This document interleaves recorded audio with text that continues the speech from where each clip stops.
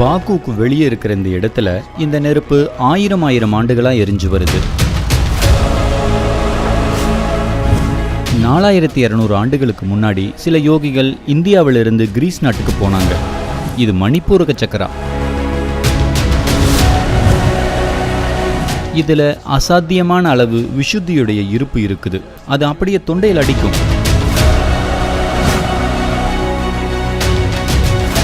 வேற எங்கேயோ இருந்து வர்ற உயிர்கள் கிட்டத்தட்ட இதை விமான நிலையத்தை போல நடத்துறாங்க. அவங்க வருங்காலத்துக்கான மனிதரை உருவாக்க பார்க்கிறாங்க.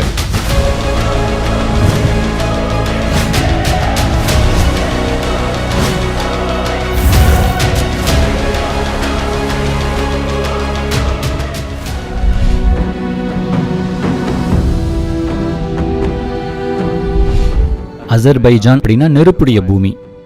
இயல்பாவே இயற்கை எரிவாயு வெளியே வர்ற இடங்கள் இருக்குது. அது நிலத்திலிருந்து வெளியே கசிஞ்சு வருது. அது நெருப்பா எரியுது. ஆயிரம் ஆண்டுகளா இந்த நெருப்பு எரிஞ்சுக்கிட்டு இருக்குது. இப்படி இயற்கை எரிவாயுவால எரியிற நெருப்பை சுத்தி கட்டப்பட்ட இந்த ஹிந்து கோவில் 8500 ஆண்டுகளுக்கு மேல பழமையானது. இது பலமுறை மறுபடியும் கட்டப்பட்டிருக்குது. முதல் முறை கட்டினது தோராயமா 8500 ஆண்டுகள் பழமையானது.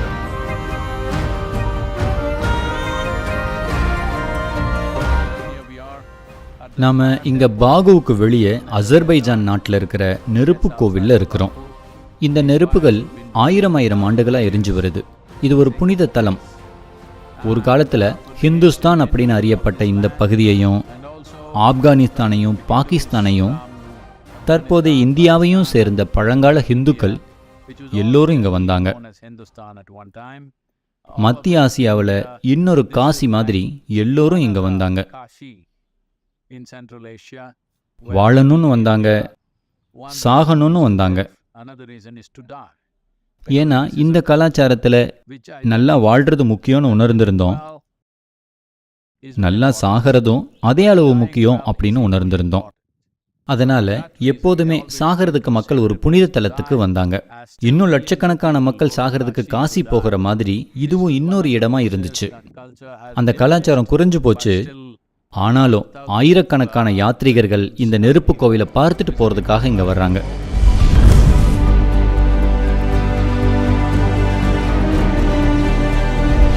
தோராயமா 4200 ஆண்டுகளுக்கு முன்னால சில யோகிகள் இந்தியாவிலிருந்து கிரேக்க நாட்டுக்கு போய் சில லிங்கங்களை நிறுவனாங்க, பிரதிஷ்டை செஞ்சாங்க.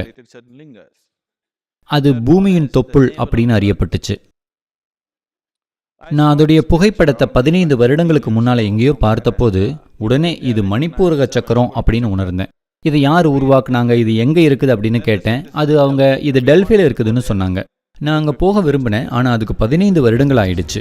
ஏன்னா அந்த லிங்கங்கள் இருந்த சில இடங்களுக்கு நாங்கள் போனோம். அது 4200 4300 ஆண்டுகள் பழமையானது. இன்னும் உயிரோட்டமாக இருக்குது. அவங்க லிங்கத்தை இடமாத்திட்டாங்க. அது இருந்த இடத்திலிருந்து எடுத்து அருங்காட்சியகத்தில் வச்சுட்டாங்க. ஆனாலும் அது உயிரோட்டமாக இருக்குது. அது உங்களால் கொண்டுட முடியாது. அதுதான் அதோடைய அழகே.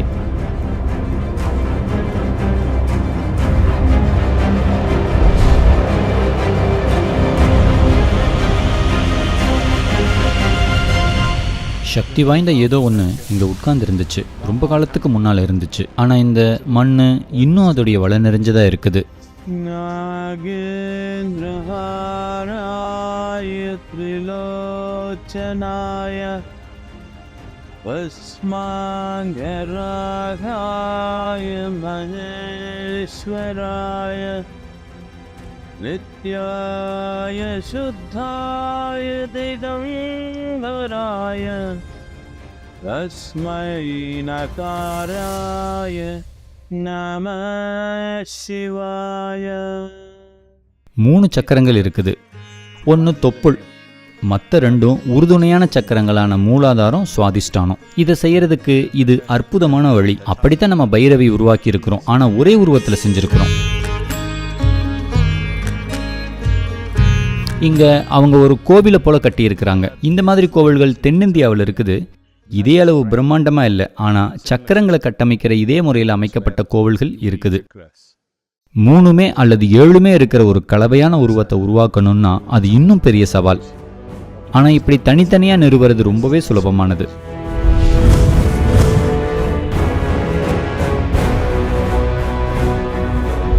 நம்ம இங்கே கிராண்ட் கேன்யன் பள்ளத்தாக்கில் இருக்கிறோம். பல லட்சம் ஆண்டுகள் எடுத்து உருவான இந்த இடம் இதோட பூகோள ரீதியான வரலாற்றை வெளிப்படுத்துது. இது 180 கோடி ஆண்டுகள் பழமையானது. இது அடிப்படையா கொலரோடோ நதி கிட்டத்தட்ட 1 மைல் தூர ஆழத்துக்கு மண்ணுக்குள்ள போன இடம். ஆனா லட்சக்கணக்கான ஆண்டுகள்ல மண்ணு எப்படி இடம் மாறி போகுதுங்கிறதுக்கு இது சிறந்த உதாரணமா இருக்குது. இது கற்பனை செஞ்சே பார்க்க முடியாத அளவுக்கு வியப்பானது. It's absolutely incredible, unimaginable.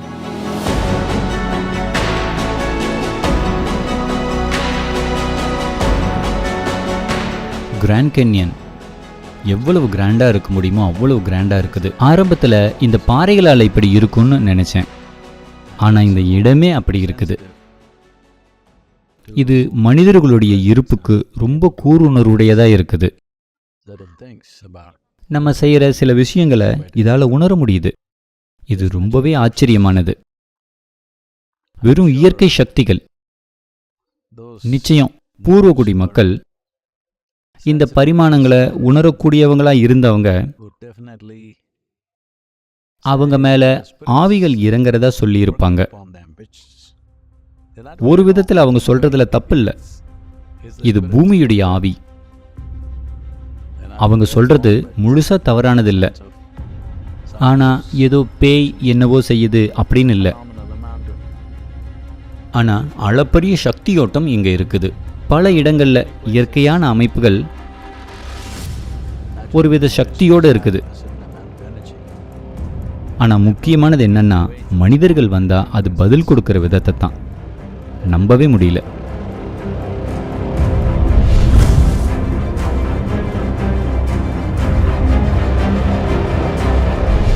Wyoming சமவெளிகளுக்குள்ள பயணம் செஞ்ச சமயத்தில் என்னுடைய அனுபவத்தில் பதிஞ்ச ஒரு தனித்துவமான விஷயம் மாத்தோ திப்பிலா.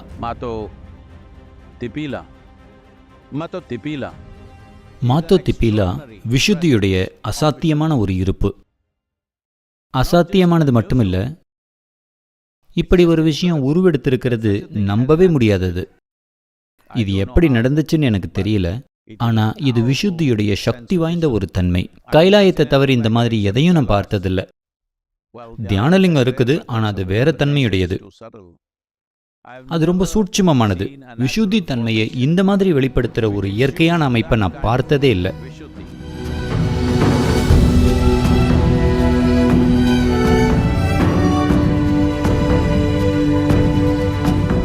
மாத்தோ திப்பிலா உங்க தொண்டையில் அடிக்கிற மாதிரி இருக்குது. இது ஒரே பரிமாணமுடையது. இது விசுத்தியா இருக்கிறதால பெரும்பாலான பாறைகள் 6 முகங்கள் எடுத்திருக்கிறது ஒரு ஆச்சரியமான விஷயம். Six-faced form largely, most of them. அது இன்னைக்கு கம்பீரமா நின்னுட்டு இருக்குது. கிட்டத்தட்ட சிவனுடைய தொண்டை மாதிரி நிக்குது.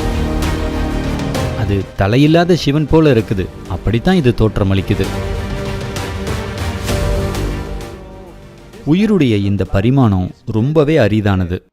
பல்வேறு பரிமாணங்களை தோன்ற பல்வேறு ஸ்தானங்கள் உலகத்தில் இருக்குது.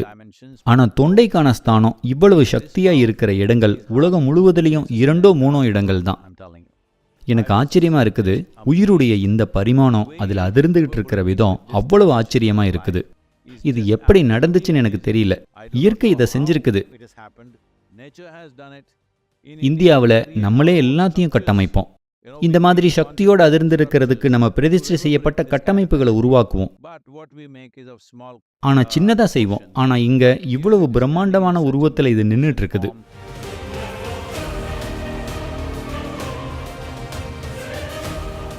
ஒருத்தர் இதுக்கு முன்னால நேரடியா இருக்க வேண்டிய அவசியம் இல்லை. இந்த மாதிரி சக்தி வாய்ந்த பரிமாணத்தோட ஒருத்தர் எங்கிருந்தாலும் தொடர்பு கொள்ளலாம்.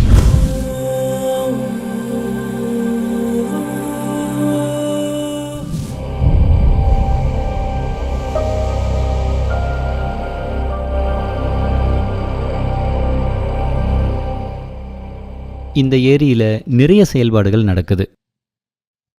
இந்த செயல்பாடுகள் இது எப்படி இருக்குதுன்னா, இந்த பூமியில உயிரா நமக்கு தெரிஞ்ச தன்மையோட துளி கூட தொடர்பில்லாததா இது இருக்குது.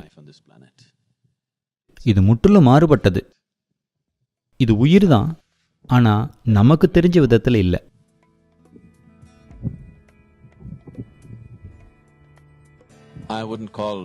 நான் மானசரோவரை ஆன்மீக தலம்னு சொல்ல மாட்டேன். ஏன்னா ஆன்மீகம் அப்படிங்கிறது மனிதரை சார்ந்தது. இந்த உயிர்களை நீங்க உயிர்கள்னு சொல்ல முடியுமான்னு எனக்கு தெரியல. அதை உயிர்கள்னு சொன்னாலும் பொருட்கள்னு சொன்னாலும் உயிரினங்கள்னு சொன்னாலும் நம்ம அனுபவத்தோட பரிமாணத்தை சேராத விஷயங்களுக்கும் நிகழ்வுகளுக்கும் நம்மக்கிட்ட வார்த்தைகள் இல்லை. உயிரா நமக்கு தெரிஞ்ச எதையும் சேராத தன்மையா இது இருக்குது. இது உண்மையாவே ஒரு ஆன்மீக இடம் இல்லை. ஆனா எப்படியோ வேற எங்கேயோ இருந்து வர்ற உயிர் இதை ஒரு விமான நிலையத்தை போல பயன்படுத்துறத தேர்ந்தெடுத்திருக்குது.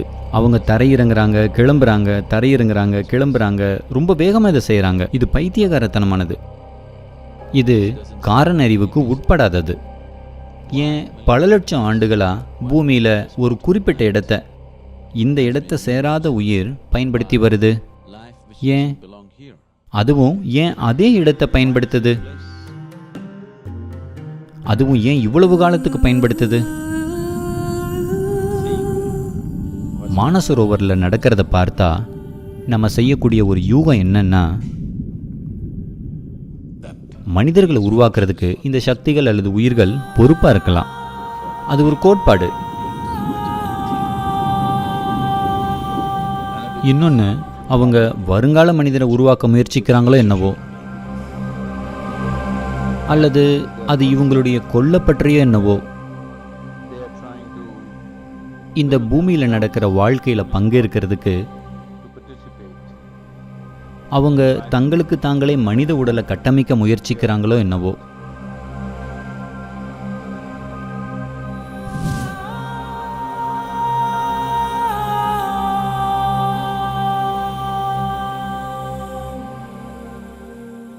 கைலாயம் ஏன் பல மகான்களுடைய வீற்றிடமாக கருதப்பட்டிருக்குதுன்னா, பல மகான்கள்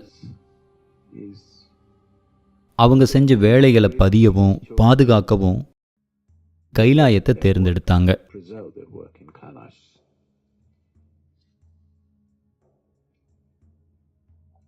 சிவன் கிட்ட ஆரம்பிச்சு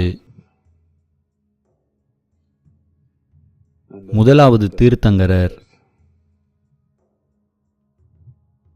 2 மாபெரும் புத்த குருமார்கள், இவங்க எல்லோரும் தங்களுடைய பணிகளை பாதுகாத்து வைக்கிறதுக்கு கைலாய மலையை தேர்ந்தெடுத்தாங்க. தங்களுடைய பணியை பாதுகாக்கிறதுன்னு நான் சொல்லும்போது, இதுவரைக்கும் பூமியில் வந்திருக்கிற பெரும்பாலான ஞானிகளுக்கு இந்த 1000 ஆண்டுகளா அவங்க வேலையுடைய 1-2% அவங்களால சுற்றி இருக்கிறவங்களோட பகிர்ந்துக்க முடிஞ்சா அவங்க அதிர்ஷ்டசாலிகள். பெரும்பாலானவங்களுக்கு அதை கூட பகிர முடியறதில்ல. அதனால மனிதர்கள் நடமாட்டம் அதிகம் இல்லாத, அதே சமயம் விரும்புகிறவங்களுக்கு அது அணுகக்கூடியதா இருக்கிற ஏதோ ஒரு இடத்துல அது பதிஞ்சு வைக்கிறத எப்போதும் தேர்ந்தெடுத்தாங்க. கைலாயம் அந்த மாதிரியான ஒரு இடம். அது சுத்தமாக போகவே முடியாத இடம் இல்லை.